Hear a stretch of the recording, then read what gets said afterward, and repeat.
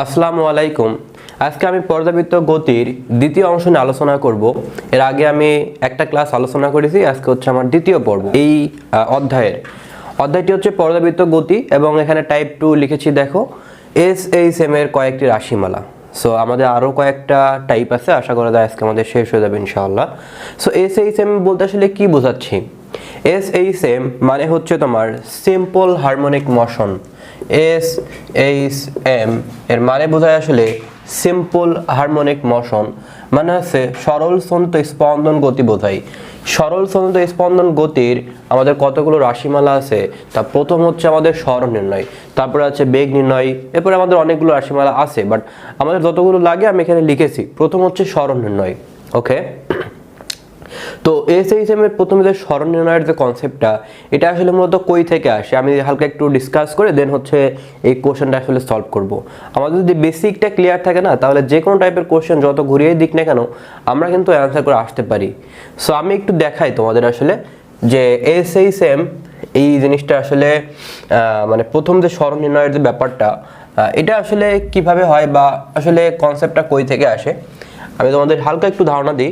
ওকে, খেয়াল করো যে দেখো এরকম একটা, ধরো তুমি এই পাশে একটা পর্দা নিয়েছো, এই পাশে একটা পর্দা নিয়েছো, অ্যান্ড এটা হচ্ছে আমাদের পর্দা। আর এই পাশে দেখো এখানে তোমার এই জায়গাটা হচ্ছে লাইট দেওয়া হচ্ছে, এই জায়গাটা হচ্ছে আলো দেওয়া হচ্ছে, ঠিক আছে। আর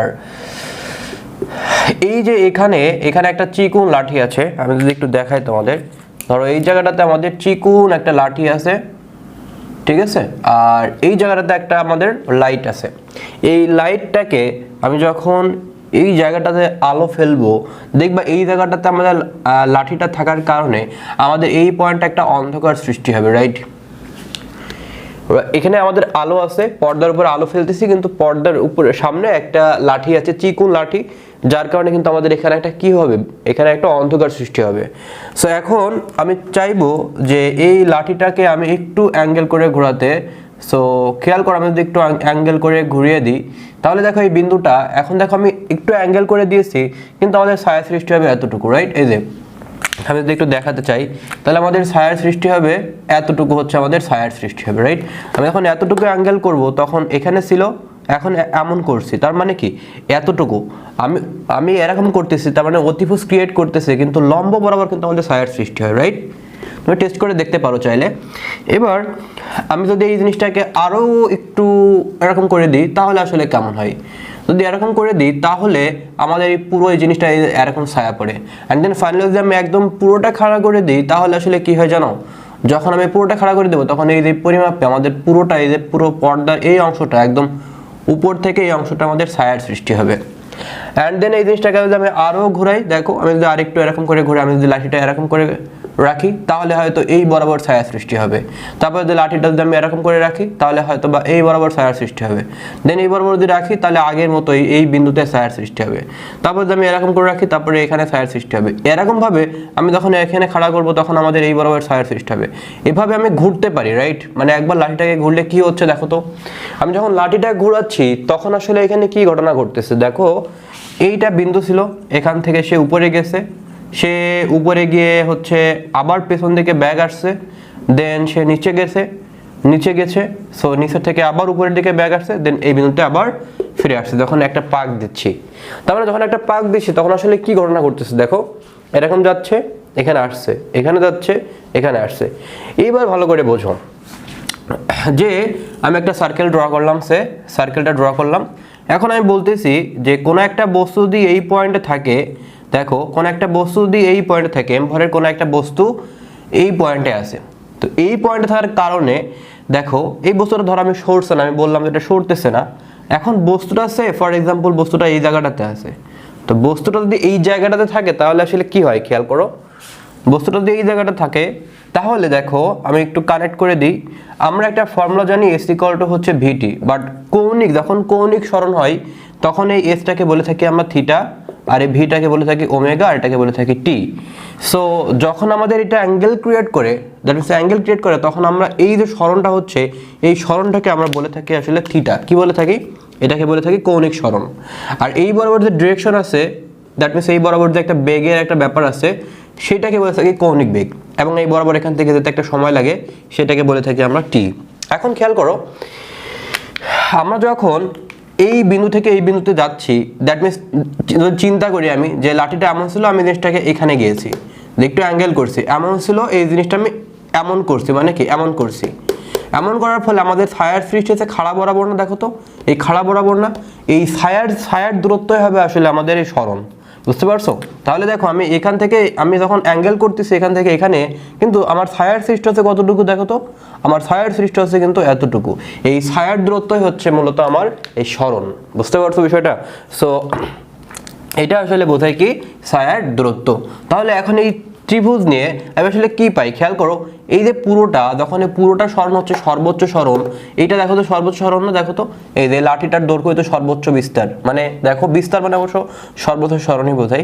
তাহলে এখান থেকে এখানে যে লাঠিটা আছে, এই লাঠিটার দৈর্ঘ্য হইতো এইটা, আমি যখন এরকম করে দিচ্ছি তখন লাঠি কি পরিবর্তন হচ্ছে? লাঠির দৈর্ঘ্য কিন্তু পরিবর্তন হচ্ছে না। আমি যখন খাড়া দূরত্ব নিচ্ছি সেইটা আসলে আমাদের বোঝায় যে সরণ, বাট এইটা আসলে বোঝায় কি বিস্তার, মানে সর্বোচ্চ সরণ বোঝায়, ঠিক আছে? সো এটা হচ্ছে যে এই বিন্দু, সো এখান থেকে এতটুকু আর এইটা। সো আমরা যখন এই ত্রিভুজ নিয়ে কাজ করবো তাহলে আসলে কি পাবো, খেয়াল করো, আমি যদি এখান থেকে সাইন থিটা অ্যাপ্লাই করি, তো লম্ব বাই হচ্ছে অতিভুজ, সো এক্স ইকুয়াল টু পাবো হচ্ছে এ সাইন থিটা, এবং এই থিটা মানে আমরা একটু আগে জানলাম যে এ সাইন ওমেগা টি, রাইট? এইটাই হচ্ছে মূলত আমাদের সমীকরণ। সো দেখো আমরা যখন এই যে সমীকরণটা বের করলাম, এখান থেকে দেখতে পারছি মূলত এইটার চিত্র আসলে আমাদের সার্কেল টাইপের, রাইট? অ্যান্ড দেন আমি যদি একটু ভিজুয়ালি দেখাতে চাই, এটা আসলে গ্রাফটা ঠিক এরকম, অর্থাৎ এই গ্রাফটা দেখো, আমাদের এখান থেকে এই বিন্দু থেকে এই বিন্দু যদি চিন্তা করি, তাহলে উপরের অংশ হচ্ছে বৃত্তের অর্ধেক, এটা হচ্ছে বৃত্তের অর্ধেক, নিচের অংশ হচ্ছে বৃত্তের নিচের অর্ধেক, এটা হচ্ছে বৃত্তের নিচের অর্ধেক। সো দেখো এভাবে কন্টিনিউয়াসলি কিন্তু আমাদের গ্রাফটা এই সূত্রকে মেনটেন করে চলতে থাকে। কাজে যখন আমি x equal to A sine omega t বলবো, তার মানে সেটা কিন্তু আমাদের আসলে এই বিন্দুতে আসে। এখন সবসময় যে এ সাইন ওমেগা টি হবে বিষয়টা এমন না, এটা সবসময় এমনই হবে বিষয়টা এমন না। এই জিনিসটাকে চাইলে আমি এই বিন্দু থেকে যাত্রা শুরু করাতে পারতাম, সেই ক্ষেত্রে আমাদের 90 ডিগ্রি আগে থেকে থাকতো। সো 90 ডিগ্রি দেখো, 90 ডিগ্রি যদি থাকে তাহলে সেই ক্ষেত্রে আমরা এখানে ইউজ করে থাকি x equal to A cos omega t, A cos omega t. So কজের ক্ষেত্রে কি হয় আমাদের গ্রাফটা, দেখো কজের ক্ষেত্রে আমাদের যে গ্রাফটা হয় সেটা হচ্ছে ঠিক এই জায়গাটা থেকে শুরু হয়। কেননা খেয়াল করো এই জায়গাটা কিন্তু থিটা, ওমেগা টি মানে কি থিটা, আমি বলতেছি x equal to A cos theta হতে পারে। সো খেয়াল করো থিটা, এখানে যখন কস 0 বসাবা, আমরা জানি 0 থেকে শুরু করতে হয়, সো কস 0 ভ্যালু হবে 1। সো যখন তুমি 0 ডিগ্রি বসাচ্ছ তখন আমাদের ভ্যালু কত দিচ্ছে 1। আবার সাইনের ক্ষেত্রে যখন থিটা বসাচ্ছ তখন থিটা 0 ডিগ্রি বসালে তখন 0 থেকেই শুরু হচ্ছে, তার মানে গ্রাফটা এখান থেকে শুরু হচ্ছে। কিন্তু কজের ক্ষেত্রে যখন থিটা ইকুয়াল 0 হচ্ছে তখন কিন্তু 1 থেকে শুরু হবে। কাজে আমি বলতে পারি গ্রাফটা আসলে স্টার্ট হবে এই জায়গাটা থেকে। গ্রাফটা হয়তো বা আমি যদি আলাদা আঁকাই তাহলে হয়তো ভালো হয়, গ্রাফটা এমন হবে, ঠিক আছে? সো আমরা যদি একটু খেয়াল করি গ্রাফটা আসলে এমন হবে, এরকম টাইপের হবে, এরকম চলতে থাকবে। তাহলে এখন দেখো আমাদের আসলে যদি দশা পার্থক্যের কথা খেয়াল করা, প্রত্যেকটা পয়েন্ট দশা পার্থক্য পাবো, আমি ভালোভাবে চিত্র আঁকাতে পারলে প্রত্যেকটা পয়েন্টে দশা পার্থক্য আমরা সেম পাবো, মানে প্রত্যেকটা বলতে বোঝাচ্ছি প্যারালাল যে পয়েন্টগুলো আছে।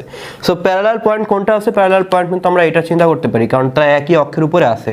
তো দেখো একই অক্ষের উপরে আমাদের এখানে আছে π/2, দেখো আমাদের এইটা হচ্ছে কি, যে এইটা হচ্ছে আমাদের হচ্ছে 0, আর এই পয়েন্টটাকে আমরা বলতে পারি π/2।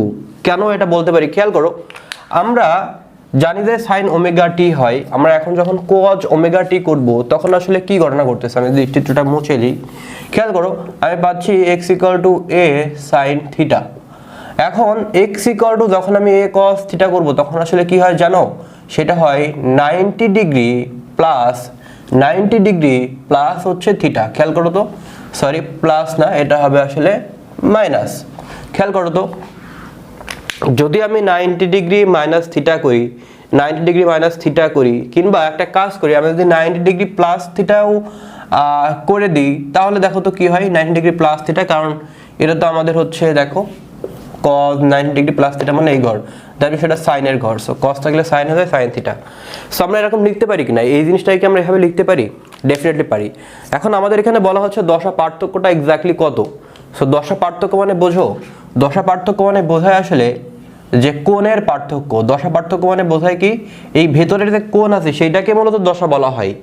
তাহলে দশা পার্থক্য মানে কত পাবো আমরা, 90 plus theta minus theta, that means 90 degree. আমাদের এখানে যে ওমেগা টি আছে, আমাদের এখানে যে ওমেগা টি আছে, ওমেগা টি দ্বারা আসলে বোঝাচ্ছে এটা, আবার ওমেগা টি দ্বারা বোঝাচ্ছে এটা, বুঝতে পারছো? সো আলটিমেটলি ওমেগা টি এইটা বিয়োগ এটা মানে আসলে বোঝায় কিন্তু 90 plus theta minus theta, so 90 degree. তাহলে আমরা দেখতে পাচ্ছি কি, দেখো যখন আমরা 0 ডিগ্রির জন্য করবো তখন মূলবিন্দু থেকে শুরু হচ্ছে, যখন আমরা হচ্ছে 0 ডিগ্রির জন্য করতেছি তখন ভ্যালু কিন্তু 1 এর দিকে আসতেছে। সো এক ঘর উপরে আছে, তার মানে আসলে তাদের ভ্যালুর দিক থেকে পার্থক্য 1, কিন্তু তাদের কোণের দিক থেকে পার্থক্য কত? তাদের কোণের দিক থেকে পার্থক্য কত? 90 ডিগ্রি। ক্লিয়ার ব্যাপারটা? দেখো কোণের দিক থেকে পার্থক্য কত, ভ্যালুর দিক থেকে হয়তো 1, কিন্তু কোণের দিক থেকে পার্থক্য কতটুকু? π/2। আই গেস তোমরা ক্লিয়ার হতে পারছো। ওকে, সো সরল সুন্দর গতির কণার ক্ষেত্রে সরণের যে ব্যাপারটা আমার মনে হয় তোমাদের ক্লিয়ার করতে পারছি। So C number answer. And next হচ্ছে কেস 2। আমরা যদি বেগ নির্ণয়ের ক্ষেত্রে দেখি তাহলে আসলে কেমন হয়। দেখো বেগ নির্ণয়ের জন্য আমাদের বলা হচ্ছে যে সরল দোল গতি সম্পন্ন একটি কণার বিস্তার দেওয়া রয়েছে এবং কম্পাঙ্ক দেওয়া রয়েছে সর্বোচ্চ দ্রুতি। এখানে ম্যাক্সিমাম ম্যাথ আসলে সর্বোচ্চ দ্রুতির কনসেপ্টে করা রয়েছে। তার আগে তোমাদের আমি বেগ সম্পর্কে একটু ধারণা দিব, তারপরে হচ্ছে বলবো যে তোমার হচ্ছে যে সর্বোচ্চ বেগের যে ব্যাপারটা, ঠিক আছে? সো খেয়াল করো আমরা যেটা পেলাম আর কি, যে x = a cos omega t. So এটাকে তুমি যদি একবার অন্তরীকরণ করো তাহলে তুমি বেগটা আসলে পেয়ে যাবে, এবং এখানে যদি একবার অন্তরীকরণ করো তাহলে আমাদের দেখবা যে কজের যে টার্মটা সেটা সাইনে চলে আসছে। অ্যান্ড দেন সেটাকে তুমি যদি সিম্পলিফাই করো একটা লাইন পাবা। আমি আর প্রমাণের দিকে যাচ্ছি না, জাস্ট আমি একটু দেখাই দিই। দেখো এটা আসলে বোঝাচ্ছে কি, খেয়াল করো এই জায়গাটা ধরো আমাদের এম ভরের কোনো একটা বস্তু আছে, তো এম ভরের বস্তুটা ধরো একবার দোল দিলাম, সো এটা এখানে গেল, দেন হচ্ছে এটা এখানে আসলো, ঠিক আছে? আমি চিত্রটা ড্র করতে পারছি না ঠিকভাবে, যাই হোক এটা হলো চিত্রটা এমন ধরো। এখন খেয়াল করো যে এই পয়েন্ট থেকে এই বিন্দু পর্যন্ত যে ডিস্টেন্সটা আছে সেটাকে বলবো হচ্ছে আমরা বিস্তার। ওকে, এটাকে আমার সর্বোচ্চ অবস্থানে যেটা যায়, দ্যাট মিনস তুমি একটা দোল দিয়েছো, সে সর্বোচ্চ অবস্থানে আর যেতে পারছো না, দ্যাট মিনস ওই পয়েন্টে তার বেগটা আসলে কত? 0। ফাইন। অ্যান্ড খেয়াল করো এই পয়েন্ট আসলে কি ঘটনা ঘটে, এই পয়েন্ট আসলে এই বস্তুটার বেগ হচ্ছে সর্বোচ্চ। সর্বোচ্চ কেন? খেয়াল করো, আমরা যদি একটু অন্যভাবে উদাহরণ দিয়ে বোঝাতে চাই তাহলে হয়তো ক্লিয়ার হবা। যে আমি এটাকে ভূমি চিন্তা করলাম, একটা বস্তুকে ধরো তুমি উপরের দিকে নিক্ষেপ করছো, তো উপরের দিকে নিক্ষেপ করলে কি ঘটনা ঘটে? ধরো এমভরের বস্তুকে তুমি এখান থেকে নিক্ষেপ করছো, তো যখন তুমি নিক্ষেপ করবা তখন ধরো তুমি বেগ দিয়েছো 20 ms/-1। এখন তুমি যখন উপরের দিকে উঠাচ্ছ 20 ms/-1 দেওয়া মানে কি? এর মানে হচ্ছে সে পার সেকেন্ডে 20 মিটার করে উঠতেছে, অ্যান্ড আস্তে আস্তে উপরের দিকে যত যাচ্ছে তার বেগ কমতেছে কমতেছে কমতেছে কমতেছে, একটা পয়েন্টে গিয়ে সে আর যেতে পারছে না, ওই পয়েন্টে তার বেগটা 0 হয়ে যাচ্ছে। মানে কি, সে আর যেতে পারবে না, ওই পয়েন্টে সর্বোচ্চ, যে পয়েন্টে গিয়ে আর যেতে পারছে না, থেমে যাচ্ছে, তার মানে কি আর বেশি যেতে পারবে না, বেগ 0 হয়ে যাওয়া মানে কি ওইটা তার সর্বোচ্চ উচ্চতা। তাহলে সর্বোচ্চ উচ্চতায় আমরা দেখতে পাচ্ছি সর্বোচ্চ উচ্চতায় আমাদের বেগটা আসলে 0 হয়ে যায়, এবং এই যে সাম্য অবস্থান ছিল বা ভূমি অবস্থান ছিল যেখান থেকে আঘাত করা হয়েছিল সেখানে কিন্তু সর্বোচ্চ বেগ, এই ইউটা কিন্তু আমাদের আসলে কি সর্বোচ্চ বেগ, রাইট? এবং এই পয়েন্টে দেখতে পাচ্ছি আমাদের সরণও কিন্তু নাই, সরণ যেহেতু নাই তাই আমাদের ত্বরণও কিন্তু 0। বাট যখন উপরের দিকে যাচ্ছি তখন কিন্তু আমার ত্বরণটাও কাজ করতেছে এবং সরণ আছে, সেখানে কিন্তু আমাদের এইচ ম্যাক্স, ঠিক আছে? তাহলে অনুরূপভাবে আমরা দেখতে পাচ্ছি এটা হচ্ছে সাম্য অবস্থান, দ্যাট মিনস এটা হচ্ছে ভূমি অবস্থান, ভূমি অবস্থানে ভি ম্যাক্স পাই, এবং এই পয়েন্টে আমাদের সরণ 0 থাকে, এবং এই পয়েন্টে আমাদের ত্বরণও 0 থাকে। আর এই পয়েন্ট আমাদের কি হয়, এটা হচ্ছে সর্বোচ্চ অবস্থান, সর্বোচ্চ অবস্থানে আমাদের সর্বোচ্চ হাইট হয়। এই জায়গাটা আমরা যখন কৌণিক গতির ক্ষেত্রে চিন্তা করব তখন আসলে এইটা আমরা সর্বোচ্চ সরণের আমরা এটা প্রকাশ করে থাকি বিস্তার দ্বারা, বিস্তার মানে সর্বোচ্চ সরণ, এবং এই পয়েন্টে ত্বরণ আছে। সো ত্বরণটাকে আমরা আস্তে আস্তে বের করবো আর কি, ত্বরণের ভ্যালু আমরা এখনো যাই নাই। সো আমাদের এখন মেইন কনসার্ন হচ্ছে আমাদের ভিম্যাক্স নিয়ে। সো আমরা ভিম্যাক্সটা কিভাবে পেতে পারি, প্রথমত আমাদের জানতে হবে ভিটা কি আসলে। আরেকটা জিনিস আমি একটু ক্লিয়ার করি, যে আমাদের বিস্তার থেকে যদি একটু কম পরিমাণ সরণ হয় সেটাকে আমরা বিস্তার চিন্তা করি না। যেমন ধরো এই যে এই পয়েন্ট আর এই পয়েন্ট যদি আমি চিন্তা করি এটাকে, তখন আমি আর বিস্তার বলি না, তখন আমি এটাকে জাস্ট সিম্পলি এক্স দ্বারা ডিনোট করি, এটা আসলে এক্স এ বলি না। সো বিস্তার থেকে যদি একটু কম হয়ে যায় তখন সেটাকে আমরা আসলে বলি না। জাস্ট লাইক আমরা যখন এখান থেকে একটু হাইট একটু কমে যাবে তখন সেটাকে এইচ ম্যাক্স আর বলতে পারবো না, জাস্ট সিম্পল হাইট বলবো। সো এইচ ম্যাক্স হতে গেলে অবশ্যই সর্বোচ্চ অবস্থানে যেতে হবে যে পয়েন্টে তার বেগটা শূন্য হয়ে যায়। সো কোন পয়েন্টে কি হয় আই গেস তোমরা এখন ক্লিয়ার। অ্যান্ড দেন হচ্ছে আমি যে ফর্মুলাটা লিখবো সেই ফর্মুলাটা হচ্ছে এখন V equal to omega root over A square minus X square. তুমি প্রমাণ করলে এটা পাবা। সো আমি এখন প্রমাণের দিকে যাচ্ছি না, জাস্ট এই লাইনটা একটু মনে রেখো। অ্যান্ড ওমেগাটা কি? ওমেগা মানে হচ্ছে এই যে কৌণিক যে বেগটা আছে, বুঝতে পারছো? আর এটা কি? এই যে বিস্তার। এক্সটা কি? বিস্তার থেকে কম সরণ। এখন এই ওমেগার অনেকগুলো মিনিং আছে। তোমরা জানো যে ওমেগা মানে হচ্ছে 2π/t, 2π/t। আবার টি মানে তুমি কি জানো? টি মানে হচ্ছে 1/f জানো। কোন বইতে 1/n দ্বারা প্রকাশ করা আছে, দ্যাট মিন্স কম্পাঙ্ক। সো আমি যদি ওইটা লিখি আর কি, সো আমি এখানে পাবো হচ্ছে 2πf, এটা 1/f, তার মানে ক্যালকুলেশন করলে এটা হয়। আবার f মানে তুমি জানো হচ্ছে n/t, কেননা কম্পাঙ্ক মানে কি? যে পার সেকেন্ডে সে কতগুলো পাক দিচ্ছে। দেখো টি সময়ে সে তার পাক সংখ্যা হচ্ছে n, তাহলে একক সময়ে সে পাক দেবে কতটুকু সেটাই হচ্ছে তার কম্পাঙ্ক। একক সময়ে পাক সংখ্যা, একক সময়ে যতগুলো পাক দিচ্ছে সেটাই তার কম্পাঙ্ক। ওকে ফাইন। সো আমরা এতগুলো আসলে মিনিং পাই। এখন আমাদের কোনটা অ্যাপ্লাই করতে হয় ম্যাথে সেটা আমরা ম্যাথ দেখলে বুঝতে পারবো। যাই হোক, সেখানে কতগুলো মিনিং আছে আমি সেটা একটু লিখলাম। এখন আমাদের এই ওমেগার যে ভ্যালুটা আছে তুমি একটু খাতায় সুন্দর করে নোট করে রাখো। এখন আমি এই সূত্রতে ম্যাথ করব, দেন এইটার আসলে ভি ম্যাক্স কখন হয় তো সেটা আমরা দেখব। ওকে, সো প্রথম কোশ্চেন করার আগে আমি দ্বিতীয় কোশ্চেনটা একটু করে আসি। দেখো বলা হচ্ছে যে একটি তারের ভিতর দিয়ে সাইনোসয়েডাল তরঙ্গ প্রবাহিত হলে, একটি তারের ভিতর দিয়ে সাইনোসয়েডাল তরঙ্গ মানে কি? এর মানে বোঝাচ্ছে সাইনের তরঙ্গ। এর মানে কি বোঝাচ্ছে? সাইনের তরঙ্গ। আর সাইনের তরঙ্গ হলে ভাই কি হয়? এক্স ইকুয়াল টু কি হয়? এ সাইন ওমেগা টি, যেটা আমরা একটু আগে দেখে আসলাম। সাইনোসয়েডাল মানে কি? সাইনের তরঙ্গ। সাইনের তরঙ্গ মানে কি? মূলবিন্দু থেকে যাত্রা শুরু করে যাবে, that means x equal to A sine omega টির এর গ্রাফটা বলে দিচ্ছে এটা। প্রবাহিত হলে তারের কণার সর্বোচ্চ দূরত্ব দেওয়া রয়েছে ভি, আচ্ছা ভিএস দ্বারা প্রকাশ করতেছে। তারের একটি কণার সরণ বলা হচ্ছে, তারের একটি কণার সরণ সর্বোচ্চ সরণের অর্ধেক হলে ওই কণার দ্রুতি আসলে কত? তো ভালো করে বোঝো।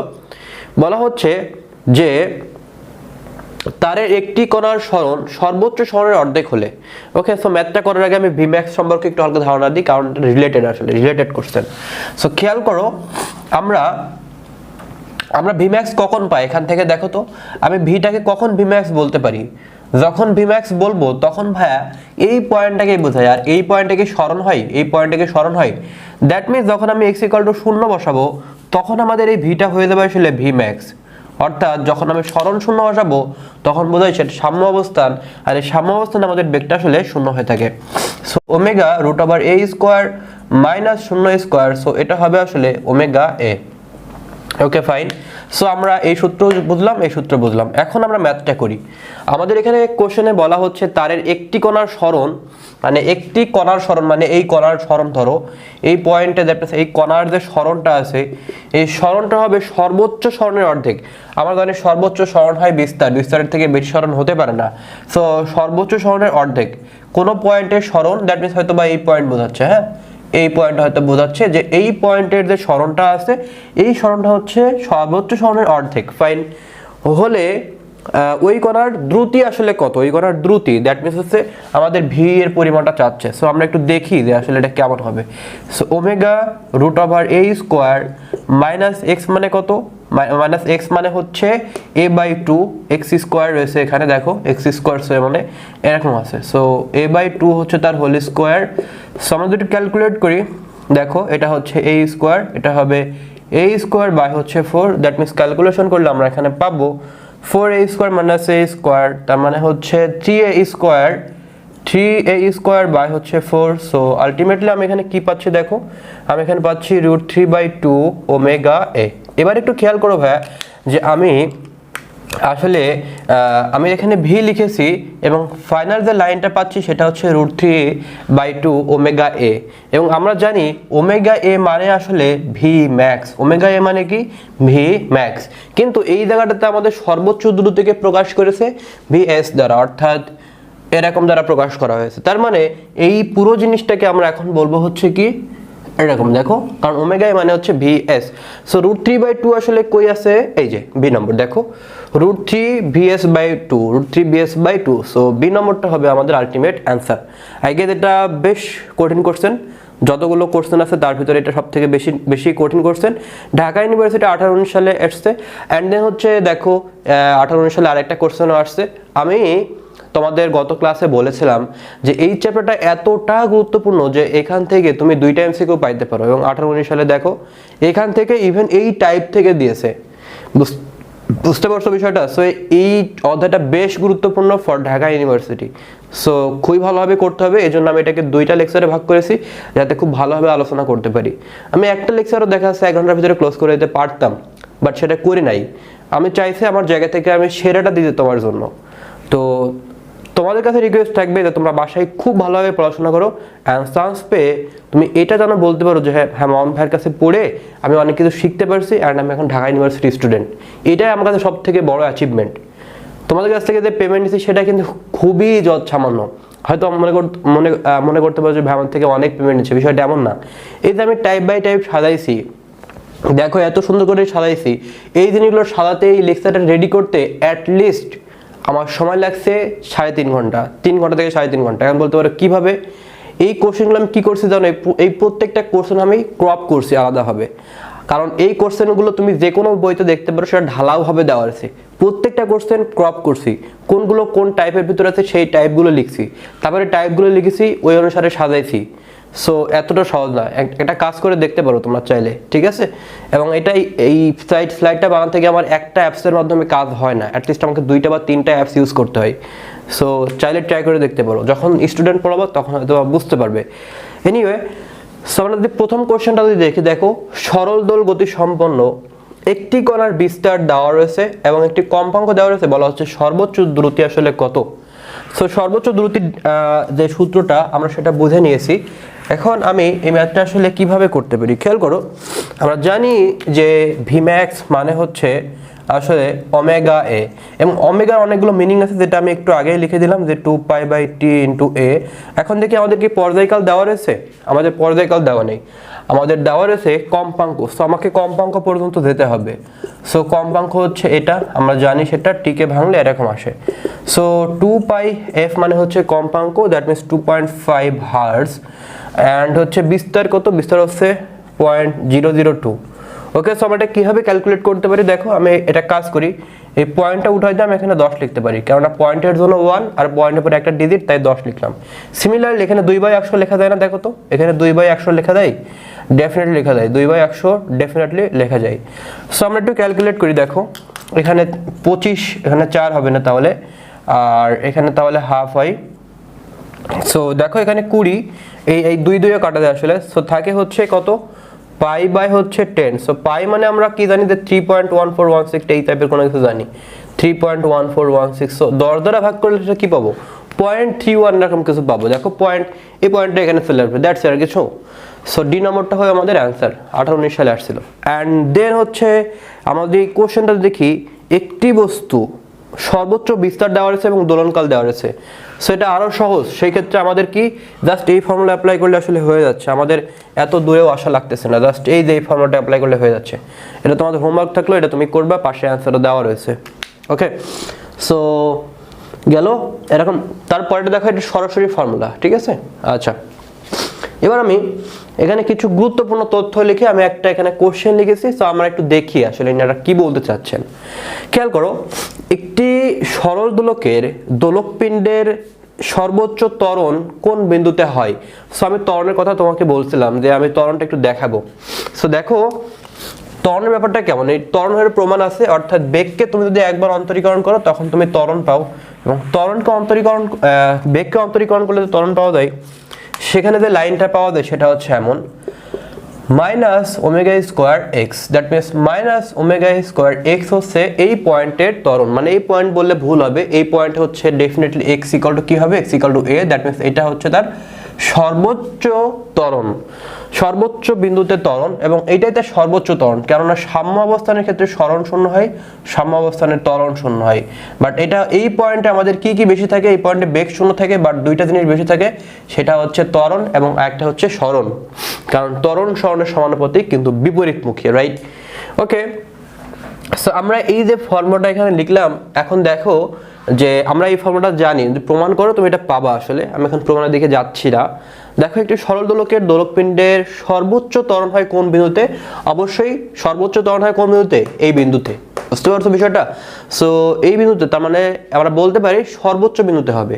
এটা তো সর্বোচ্চ বিন্দু না, আমরা সর্বোচ্চ হাইট দিয়ে বোঝাচ্ছিলাম, সো এটা হবে। সো একটা কোশ্চেনই আছে এখানে, তো আমি বাকি অপশনগুলো যদি একটু দেখি, মাঝামাঝি বিন্দুতে আমাদের ত্বরণটা শূন্য হবে, রাইট? উপরে এ ও বি বিন্দু এর মাঝামাঝি কোনো বিন্দুতে, অর্থাৎ এ ও বি বিন্দুর মাঝামাঝি হবে না। একে মোটামুটি বুঝতে পারছো, এবং এ থেকে অনেকগুলো তথ্য আমরা পেয়েছি। যদি ঘুরিয়ে ফিরে কোনো কোশ্চেন দেয় এখন তোমরা হয়তো পারবা। অ্যান্ড দেন হচ্ছে গতিশক্তি নির্ণয় কেস 3। এবার খেয়াল করো, বলা হচ্ছে যে যদি 60 কেজি ওজনের একটি লোক 4 মিটার দৈর্ঘ্যের একটি দোলনায় বসে 3 মিটার বিস্তারে দুলতে থাকে।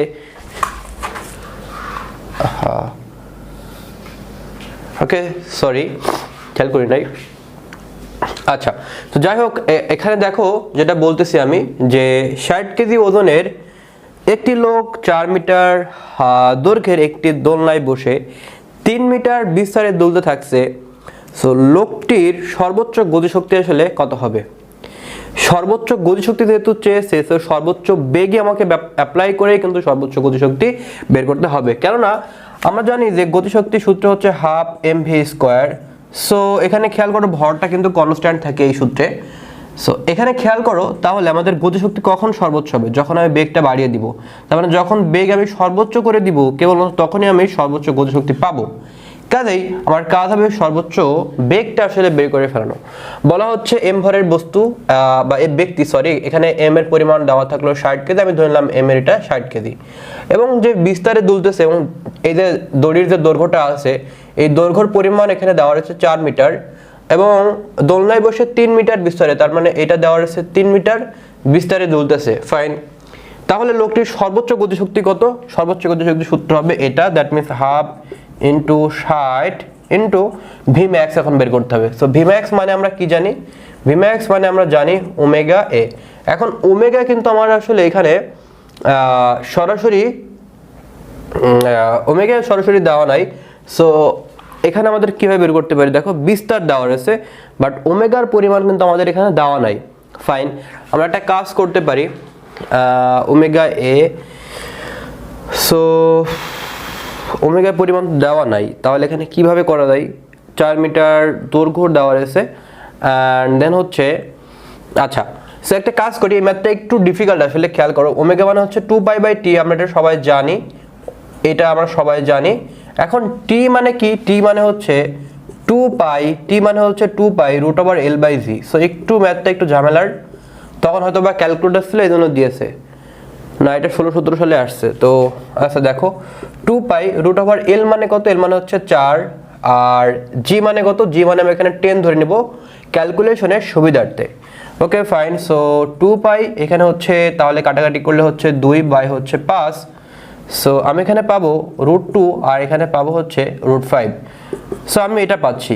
এবার একটু খেয়াল করো, এই টি এর ভ্যালুটা তুমি এখানে বসিয়ে দাও। টি এর ভ্যালুটা যদি এখানে বসিয়ে দাও, তাহলে আসলে কি পাও দেখো। টি এর ভ্যালু হচ্ছে আমাদের এখন কত দেওয়া রয়েছে? 2π, আর আমরা একবারে এরকম করি 2/5, আমরা এটা এর ভিতরে রাখি, একবারে ক্যালকুলেশন করে পরে দেখব। ওকে, সো এটা কাটাকাটি গেল। সো আমাদের থাকে হচ্ছে √5, আর এখানে থাকে হচ্ছে √2 ইন্টু এ মানে কত? এ মানে হচ্ছে 3। সো এবার একটু ক্যালকুলেশন করব আমরা। দেখো, আমরা যদি ক্যালকুলেট করি তাহলে এখানে কত পাবো? এটা থাকতেছে। আমরা একটা কাজ করি, এটাকে ক্যালকুলেট না করে আমরা এই পর্যন্ত রেখে দিই, যেহেতু আমরা ভিটাকে স্কোয়ার করব, অতএব আমরা এটা না করলেও আসলে চলে। দেখো এখন এই ভিটাকে কি করবো, আমরা স্কোয়ার করবো। সো স্কোয়ার করলে কি হচ্ছে, 3কে করলে হয় 9, আর এটাকে করলে হয় 5/2। এটাকে স্কোয়ার করো, বিম্যাক্সকে স্কোয়ার করো, করলে এমনটা হয়, রাইট? এখন দেখো আমরা এটা আসলে কিভাবে করতে পারি। আমরা এখানে যেটা করব সেটা হচ্ছে যে দেখো এটা হচ্ছে 30, তারপরে হচ্ছে এখানে কত থাকবে, এখানে হচ্ছে 15। ওকে, সো 15 গুণ 5, 5 15 75, 75 গুণ হচ্ছে 9। সো 75 গুণ 9 করলে আসলে কত হয় একটু খেয়াল করো। 5 9 45 এর 5, 675 কি আছে, 660। ও আচ্ছা আচ্ছা, আমি জি এখানে 10 ধরে নিয়েছিলাম, যার কারণে এমনটা আসছে, 675 আসছে। সো ম্যাথটা একটু ঝামেলার আসলে, এই জায়গাটা 9.8 না ধরলে আসলে ঝামেলা হচ্ছে। সো আচ্ছা তোমরা 9.8 দিয়ে একটু কইরো তো কাইন্ডলি, এই জায়গাটা 9.8 ধরবা, এই জায়গাটা 10 ধরার কারণে মানে এখানে আমাদের একটু বেশি চলে আসছে। সো 9.8 ধরলে অসুবিধা নেই, তুমি কি করবে 9.8 ধরবা, এখানে যা থাকবে এখানে 9.8 থাকলে এখানে কি হবে না 4/9.8 থাকবে না। সো 4/9.8 রেখে দিবা, তারপরে এখানে স্কোয়ার করে ক্যালকুলেশন করে দেখবা যে 660 আসবে না। সো কিছু ম্যাথ আসলে কঠিন থাকবে, এটা তোমাকে আসলে মেনে নেওয়া লাগবে। সো কিছু ম্যাথ থাকবে যে ম্যাথগুলো তোমার আসলে টাইম ওয়েস্ট করতে চাইবে। সো এখানে আসলে টি এর ভ্যালু সরাসরি দেওয়া থাকলে তো ঝামেলা হতো না, এখানে টি এর ভ্যালু না দেওয়ার থাকার কারণে আমাদের টি এর ভ্যালু বের করে আবার এখানে বসিয়ে তারপরে এখানে করা লাগতেছে, এটা জাস্ট লাইক রিটেনের মতো আসলে ম্যাথটা। সো আমি বলবো যে এই ধরনের ম্যাথগুলো এখন যেহেতু রিটেন এবং এমসিকিউ দুইটাই আছে, সেই ধরনের ম্যাথগুলো কিন্তু রিটেনে দিতে পারে, বুঝতে পারছো? সো রিটেনের জন্য এই ম্যাথগুলো আসলে করে রাখবা, এটা তোমার আসলে কাজে দিবে। সো গতিশক্তির ব্যাপারটা গেল। এবার আমরা টাইপ 3 দেখব যে এসএইচএম এর সমীকরণ থেকে কৌণিক কম্পাঙ্ক আসলে কিভাবে নির্ণয় করতে হয়। আমাদের এখানে বেশ কয়েকটা ম্যাথ আসছে, আমি তোমাদের একটা শর্টকাট ওয়ে বা শর্টকাট প্রসেস দেখাই দিব, এবং এই প্রসেস অ্যাপ্লাই করে তুমি যে কোনো ম্যাথ ইজিলি আসলে করে ফেলতে পারবে। সো আমি সেই শর্টকাটটা তোমাদের একটু লিখে দিই, দেখো শর্টকাটটা আসলে কি, যে এসএইচএম এর কয়েক সমীকরণ থেকে আমাদের কৌণিক কম্পাঙ্ক। তো সূত্রটা আসলে কেমন দেখো, সূত্রটা হচ্ছে এমন, দেখো আমি এখানে এ দিব D square X D T square plus আমি এই জায়গাটাতে দিব হচ্ছে ধরো এম এক্স ইকুয়াল 0। যদি এরকম কোনো কিছু থাকে তোমার কাছে, অর্থাৎ আমি বোঝাতে চাচ্ছি যে D square x by DT স্কোয়ারের সামনে কোনো একটা ভ্যালু আছে এবং এক্স এর কোনো একটা সহগ আছে, ঠিক আছে, ভ্যালু আছে, এক্স এর আগে কোনো একটা ভ্যালু আছে, যদি থাকে তাহলে আমাদের কৌণিক কম্পাঙ্কের যে ভ্যালুটা হবে, কৌণিক কম্পাঙ্কের ভ্যালু হবে root over m by x, sorry m by A, root over m by A, root over m by A, অর্থাৎ এক্স এর এখানে যা থাকবে সেইটা, আর d square x by t square তার আগে যেটা থাকবে সেটা। সো আমি একবারে এখানে লিখতে পারতাম যে এক্স এর সহগ আর d square x by DT স্কোয়ারের সহগ, ওইটা না লিখে আমি জাস্ট মানে কোন একটা ভ্যালু দিয়ে প্রকাশ করে দেখালাম আর কি, বুঝতে পারছো? সো কৌণিক কম্পাঙ্ক আমরা যদি খেয়াল করি, এই ম্যাথটা আসলে আমরা কিভাবে করতে পারি কৌণিক কম্পাঙ্ক, আমরা জাস্ট একটা ফর্মুলা দিয়ে সব ম্যাথ করে ফেলবো। তাহলে কৌণিক কম্পাঙ্কের যে ব্যাপারটা এখানে দেখো, এখানে হবে কি 27 বাই এখানে হবে 3। সো এখানে 27 বাই 3 মানে হচ্ছে 9, সো এখানে হবে 3। সো 3 কই আছে, এই যে এ নাম্বার হবে आंसर। একই রকম ভাবে আমরা এই কোশ্চেনটা যদি একটু দেখি একই রকম ভাবে, তাহলে পরের যে কোশ্চেনটা আছে, পরের 2 নম্বরের যে কোশ্চেনটা, এটা আমরা কি পাবো 25 বাই হচ্ছে এর সামনে কত আছে 1, সো 25 বাই 1, সো 5 হবে आंसर। 5 কই আছে ডি নম্বর। এন্ড দেন হচ্ছে পরের কোশ্চেনটা যদি দেখি আমরা, দেখো পরে আরেকটা কোশ্চেন আছে, দেওয়া আছে যে এখানে 4 এখানে 100, সো একই রকম ভাবে আমরা এখানে 100 ইউজ করব আর এখানে আমরা ইউজ করব কত 4, সো এখানে হবে 25, সো आंसर হবে 5, দ্যাটস ইট, आंसर হয়ে গেছে। সো 5 কই আছে ডি নম্বর, आंसर ক্লোজ। এখন এখান থেকে যে টাইপের ম্যাথ আসুক না কেন এখন তুমি পারবা, অবশ্যই পারবে। নেক্সট টাইপ 4 হচ্ছে সরল দোলকের গতিশক্তি, বিভব শক্তি ও মোট শক্তি। সো এটা আসলে আলাদা আলাদা প্রমাণ আছে, বাট প্রমাণ লাগবে না, আমি তোমাকে 3টা ফর্মুলা লিখে দেব এবং এখান থেকে কি ধরনের কোশ্চেন আসতে পারে সেটাও তোমাদের একটু দেখিয়ে দিতে চাই। ওকে, সো একটা ফর্মুলা দিয়ে আমরা মোটামুটি ভাবে 3টা ম্যাথ করে ফেললাম। এবার আমরা সরল দোলকের গতিশক্তি, বিভব শক্তি ও মোট শক্তি নিয়ে আলোচনা করব। সো গতিশক্তিতে ব্যাপারটা সরল দোলকের ক্ষেত্রে সূত্রটা হচ্ছে এমন, হাফ কে এ স্কোয়ার মাইনাস এক্স স্কোয়ার। মনে পড়ে সরল দোলক ড্র করছিলাম, এখানে এম ভরের বস্তু ড্র করছিলাম, এইটা হচ্ছে আমাদের বিস্তার হচ্ছিল এবং সরণ হচ্ছে বিস্তারের থেকে কম সরণ।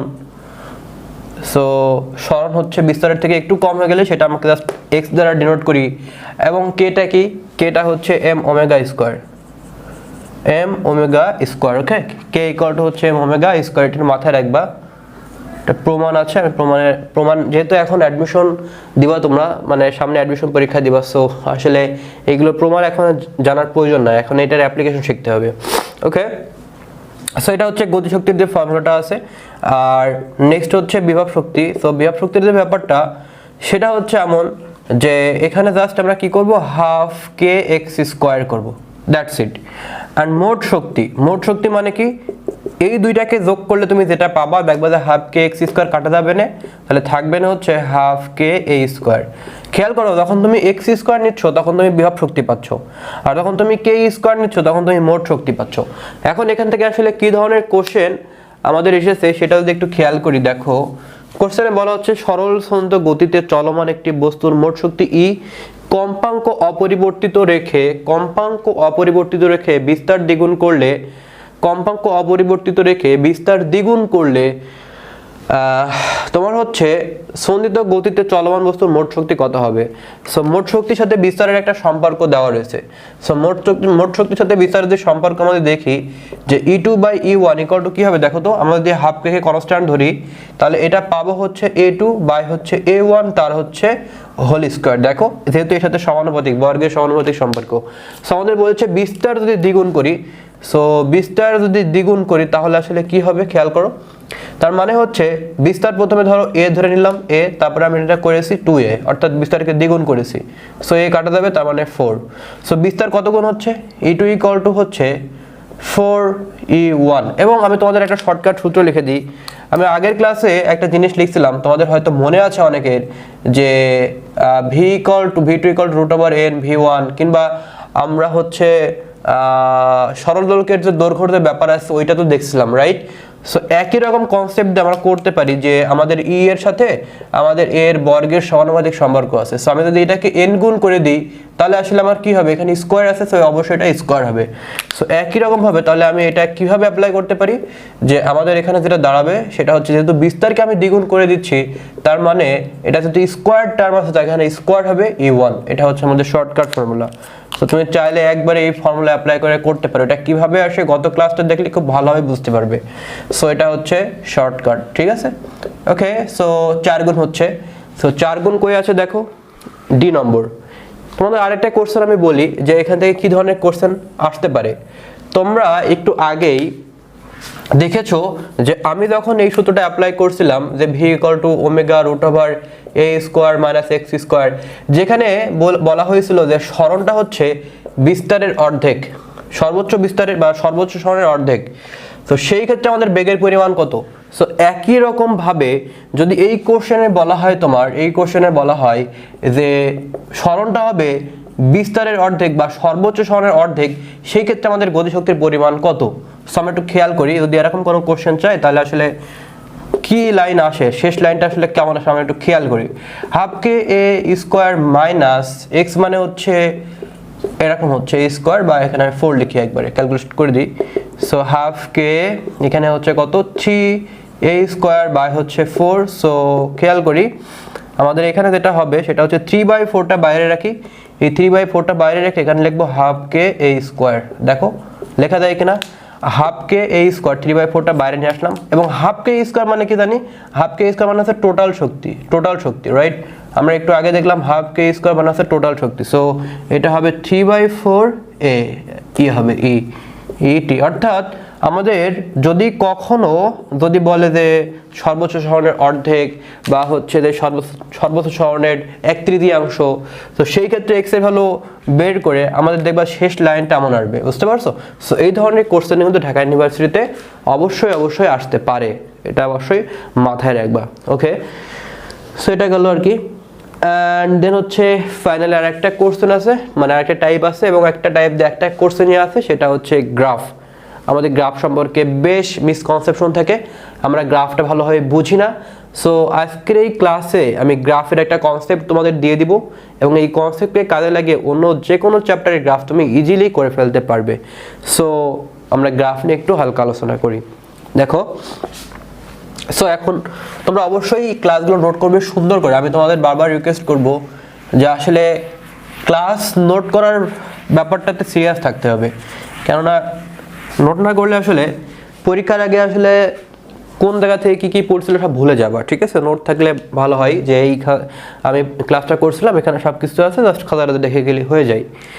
ওকে, সো আমরা এই সূত্রের গ্রাফটা দেখব, t=2π√L/z। সো এই গ্রাফটা করার আগে আমি তোমাকে কয়েকটা সমীকরণের সাথে পরিচয় করিয়ে দিতে চাই। তোমার ফিজিক্সে যতগুলো গ্রাফ আছে সবগুলো গ্রাফ মাত্র 3টা ফর্মুলা দিয়ে হয়ে যাবে। Number 1 y=mx, number 2 y=mx + c, আর নাম্বার 3 সেটা হচ্ছে x² = 4ay কিংবা y² = 4x। এই 3টা সমীকরণ দিয়ে আমরা যে কোনো গ্রাফ ইজিলি করে ফেলতে পারি। কেমনে? খেয়াল করো, y=mx এর গ্রাফ কেমন হয় এটা তোমরা হয়তো সবাই জানো, সেটা হচ্ছে মূল বিন্দুগামী গ্রাফ, যেখানে এটা হচ্ছে x অক্ষ, এটা হচ্ছে y অক্ষ, আর এখানে যদি থিটা হয় এই থিটার ট্যানজেন্টের ভ্যালুই হবে ঢাল। এটা আমরা মোটামুটি জানি। ওকে, এখন ভালো করে বোঝো, যখন আমাদের x এর পাওয়ার 1 এখানে এবং y এর পাওয়ার 1, তখন এটা মূল বিন্দুগামী হচ্ছে, রাইট? এটা কি হচ্ছে, যখন এখানেও x এর পাওয়ার 1, এখানেও y এর পাওয়ার 1, x এর পাওয়ার 1 y এর পাওয়ার 1, x এর পাওয়ার 1 y এর পাওয়ার 1, তখন এটা মূল বিন্দুগামী হচ্ছে।